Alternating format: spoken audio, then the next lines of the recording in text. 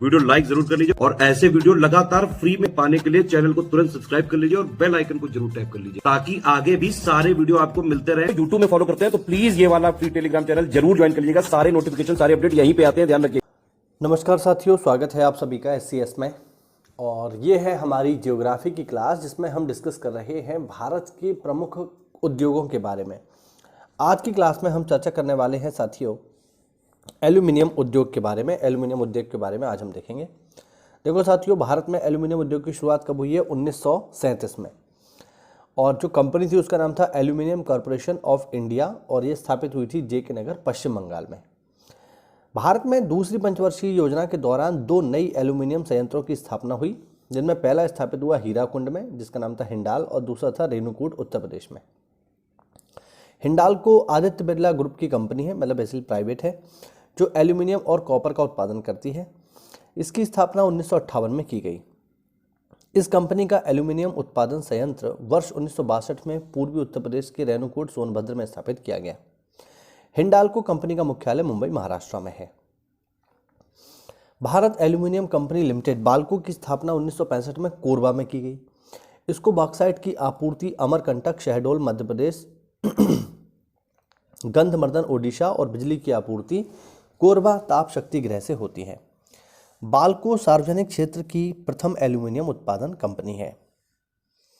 National aluminium company NALCO की स्थापना वर्ष 1981 में ओडिशा के कोरापुट जिले के दमनजोड़ी में की गई है। यह वर्ष 1986 से सार्वजनिक क्षेत्र की कंपनी के रूप में कार्यरत है। National aluminium company limited Bhubaneswar में एशिया की सबसे बड़ा एल्यूमिनियम संस्थान है। हिंदुस्तान कॉपर लिमिटेड राजस्थान के खेतड़ी में है, जो देश में मूलतः तांबे का उत्पादन करने वाली एकमात्र कंपनी है। Bharat aluminium company limited Korba मुख्य शहर से मात्र 10 किलोमीटर की दूरी पर है। इसलिए कोरबा एल्यूमिनियम उद्योग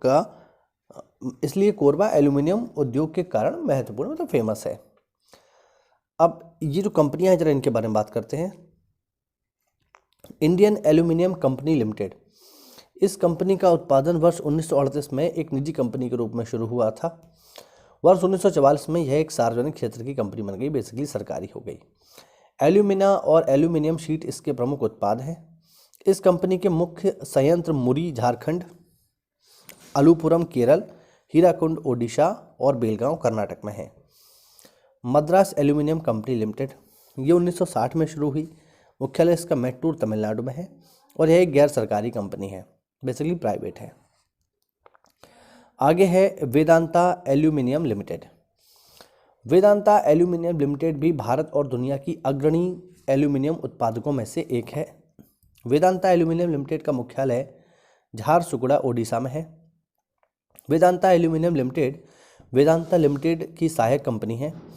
यह कंपनी भारत के 2 राज्यों ओडिशा और छत्तीसगढ़ में कार्य करती है।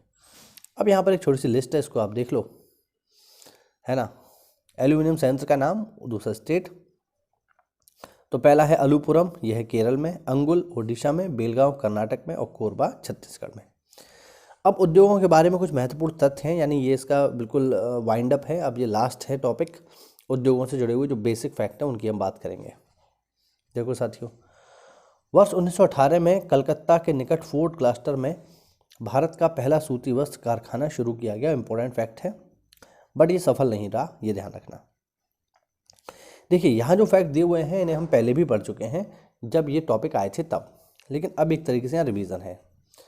1854 में मुंबई में प्रथम सूती वस्त्र कारखाना लगा और किसने लगाया था ये भी हम जानते हैं, कवासी नानाभाई डावर ने लगाया था। अहमदाबाद, कानपुर, कोयम्बटूर आदि सूती वस्त्र के प्रमुख केंद्र हैं। पंजाब राज्य में लुधियाना हौजरी के लिए फेमस है। इसे पंजाब की औद्योगिक राजधानी कहा जाता है। यह हौजरी बुने हुए कपड़े तथा विभिन्न रेडीमेड कपड़ों के लिए प्रसिद्ध है।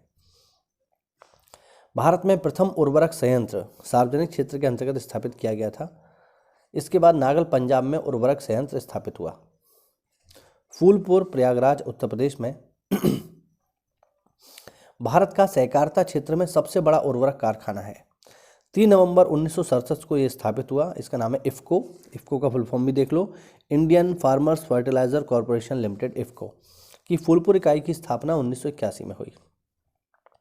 इफ़को की अन्य इकाइयाँ कलोल, कांडला, आंवला और पारादीप में हैं, जिसमें आंवला यूपी में है, ध्यान रखना।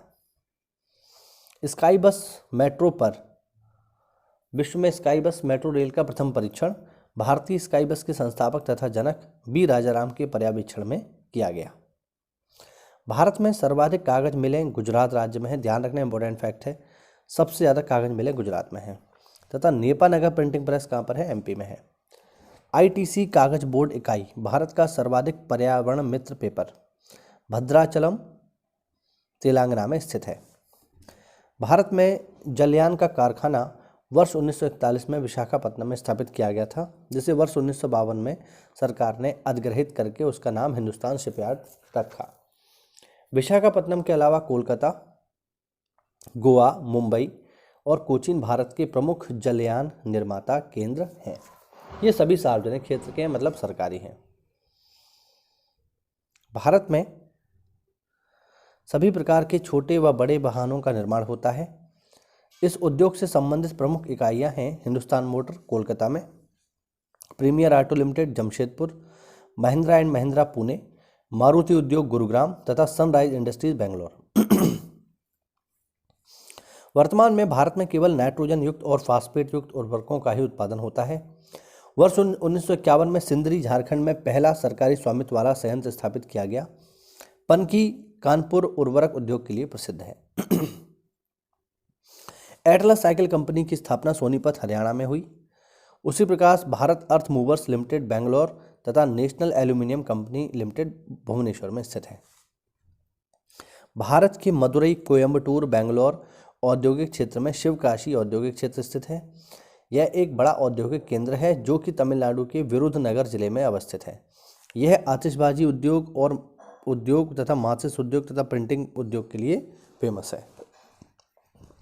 पंडित जवाहरलाल नेहरू ने इसे लिटिल जापान का उपनाम दिया था। तो ध्यान रखना, लिटिल जापान के नाम से किसको जाना जाता है? तमिलनाडु में स्थित शिवकाशी। शिवकाशी काय के लिए फेमस है? बेसिकली अपने फायरवर्क्स के लिए और माचिस के लिए भी, ध्यान रखना, माचिस।